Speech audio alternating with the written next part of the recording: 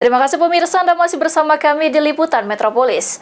Untuk menjaga timbulnya kerusakan gigi pada anak sejak dini, dokter gigi sambangi siswa SLB dan mengajak para siswa untuk menjaga kesehatan gigi serta mulut.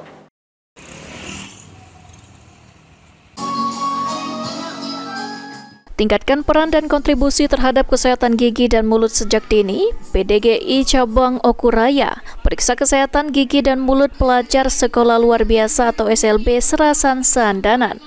Kegiatan ini bertujuan untuk mengajarkan kebiasaan baik kepada siswa SLB tentang menjaga kesehatan gigi dan mulut. Pantauan tim Liputan PAL TV di lapangan, puluhan siswa dari Sekolah Luar Biasa ini tampak antusias mengikuti kegiatan yang tak biasa dilakukan tersebut.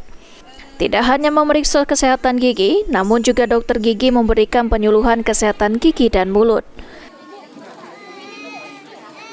Kita melakukan kegiatan bulan vaksin kesehatan gigi nasional 2025 di Opi Selatan di sekolah LSD Muara 2 Kabupaten Selatan.